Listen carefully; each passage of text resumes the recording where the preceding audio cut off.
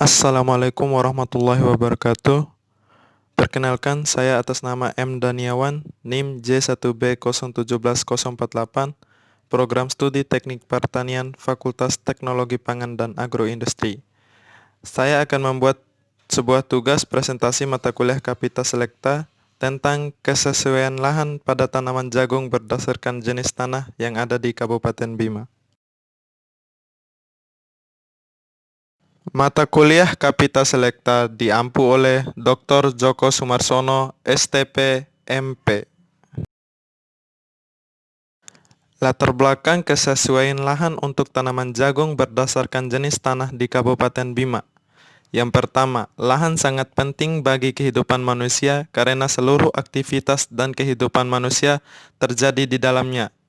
Sebagai sumber penghidupan, ketergantungan manusia terhadap lahan sangat besar.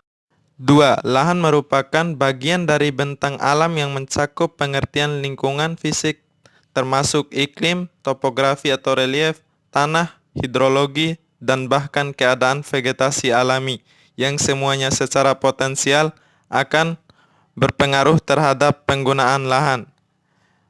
Jagung merupakan salah satu komoditas utama yang banyak dibudidayakan oleh masyarakat terutama Indonesia. Jumlah jagung yang diproduksi oleh masyarakat belum cukup untuk memenuhi permintaan pasar, karena masih banyak masyarakat yang belum mengetahui tentang bagaimana cara membudidayakan jagung yang baik dan benar. Tanah atau lahan untuk ditanami jagung telah banyak dialihfungsikan sebagai gedung-gedung dan lain-lain. Perusahaan swasta pun belum memproduksi jagung secara optimal. Adapun rumusan masalah yang ada di topik ini yaitu yang pertama, bagaimana cara membudidayakan tanaman jagung. Yang kedua, bagaimana cara mengetahui jenis tanah untuk tanaman jagung. Yang ketiga, bagaimana menyesuaikan lahan yang ada di Kabupaten Bima dengan tanaman jagung. Adapun maksud dan tujuan dari materi presentasi yang saya sampaikan yaitu yang pertama, untuk mengetahui cara membudidayakan tanaman jagung. Yang kedua, untuk mengetahui jenis tanah yang sesuai untuk tanaman jagung. Yang ketiga, untuk menyesuaikan lahan yang ada di Kabupaten Bima dengan tanaman jagung.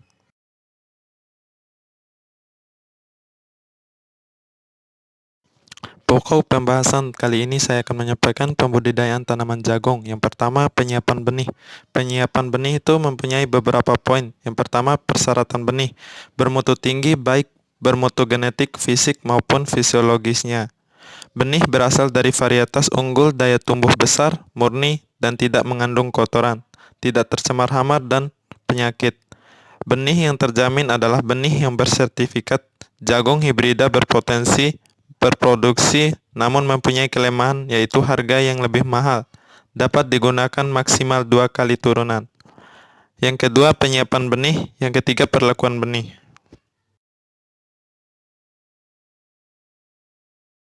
Yang kedua, teknik penanaman. Teknik penanaman ini mengandung 3 poin. Yang pertama, pembuatan lubang tanam.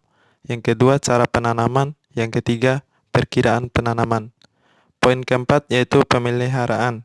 Yang pertama, penjarangan dan penyulaman. Yang kedua, penyiangan. Yang ketiga, pembubunan. Yang keempat, pemupukan. Yang kelima, pengairan dan penyiraman. Yang keenam, pengendalian hama dan penyakit. Pengendalian hama dan penyakit mempunyai 4 poin atau 4 proses. Yang pertama, kultur teknis. Yang kedua, pengendalian fisik atau mekanis. Yang ketiga, pengendalian hayati. Yang keempat, pengendalian kimiawi. Poin selanjutnya yaitu tingkat kesesuaian lahan. Kesesuaian lahan adalah tingkat kecocokan suatu bidang lahan untuk suatu penggunaan tertentu. Struktur klasifikasi kesesuaian lahan menurut kerangka kerja FAO 1976 dalam RAIES 2007 adalah terdiri dari 4 kategori sebagai berikut. Yang pertama, ordo atau order, menunjukkan keadaan kesesuaian lahan secara umum. Yang kedua, kelas, menunjukkan tingkat kesesuaian lahan dalam ordo. Yang ketiga, subkelas, menunjukkan keadaan tingkat dalam kelas yang didasarkan pada jenis pembatas atau macam perbaikan yang diperlukan dalam kelas. Yang keempat, satuan atau unit, menunjukkan tingkat dalam subkelas didasarkan pada perbedaan-perbedaan kecil yang berpengaruh dalam penggolongannya. Kelas kesesuaian lahan merupakan pembagian lebih lanjut dari ordo dan menggambarkan tingkat kesesuaian dari suatu ordo.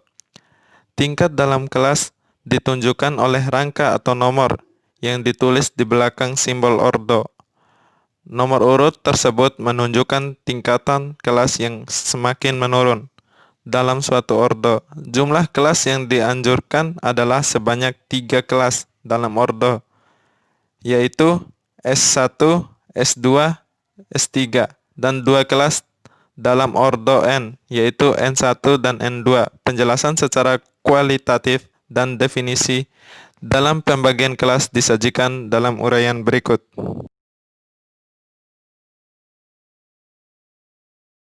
Yang pertama, kelas S1. Kelas S1 atau sangat sesuai merupakan lahan yang tidak mempunyai pembatas yang berat untuk penggunaan secara lestari, atau hanya mempunyai pembatas tidak berarti dan tidak berpengaruh nyata terhadap produksi serta menyebabkan kenaikan masukan yang diberikan pada umumnya. Yang kedua, kelas S2. Kelas S2 atau cukup sesuai merupakan lahan yang mempunyai pembatas agak berat untuk mempertahankan tingkat pengelolaan yang harus dilakukan. Pembatas akan mengurangi produktivitas dan keuntungan, serta meningkatkan masukan yang diperlukan. Kelas 3. Kelas S3 atau sesuai marginal merupakan lahan yang mempunyai pembatas yang sangat berat untuk mempertahankan tingkat pengelolaan yang harus dilakukan.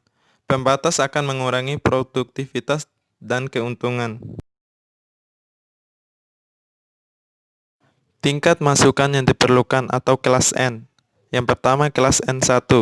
Kelas N1 atau tidak sesuai saat ini merupakan lahan yang mempunyai pembatas yang lebih berat, tetapi masih mungkin diatasi, hanya tidak dapat diperbaiki dengan tingkat pengetahuan sekarang dengan biaya yang rasional. Faktor-faktor pembatasnya begitu berat sehingga menghalangi keberhasilan penggunaan lahan yang lestari dalam jangka panjang. Yang kedua, kelas N2. Kelas N2 atau tidak sesuai selamanya merupakan lahan yang mempunyai pembatas yang sangat berat sehingga tidak mungkin digunakan bagi suatu pengguna yang lestari. Berdasarkan kerangka kerja evaluasi lahan FAO 1976, dikenal 4 macam klasifikasi kesesuaian lahan. Yang pertama, kesesuaian lahan yang bersifat kualitatif. Yang kedua, kesesuaian lahan yang bersifat kuantitatif. Yang ketiga, kesesuaian lahan aktual. Yang keempat, kesesuaian lahan potensial. Dari penyampaian di atas, dapat kita simpulkan yang pertama, dalam perencanaan usaha pertanian khususnya budidaya tanaman jagung perlu mengetahui kondisi lingkungan yang sesuai dengan tanaman jagung. Yang kedua, perencanaan usaha pertanian khususnya budidaya tanaman jagung perlu mengetahui kondisi atau jenis tanah yang ada di daerah tersebut. Poin yang ketiga yaitu terdapat 3 kelas kesesuaian lahan untuk tanaman jagung, yaitu kelas sangat sesuai sebesar 85%, cukup sesuai 10%, dan sesuai marginal sebesar 5%. Saran yang dapat saya sampaikan dalam topik kali ini yaitu usaha bidang pertanian dengan budidaya tanaman jagung sangat menguntungkan. Upaya pengelolaan dan perbaikan lahan sangat diperlukan terutama untuk meningkatkan kelas kesesuaian lahan tanaman jagung bagi wilayah dengan kriteria cukup sesuai yang ada di Kabupaten Bima. Demikianlah presentasi yang dapat saya sampaikan. Lebih dan kurangnya saya mohon maaf. Wabillahi taufiq wal hidayah. Wassalamualaikum warahmatullahi wabarakatuh.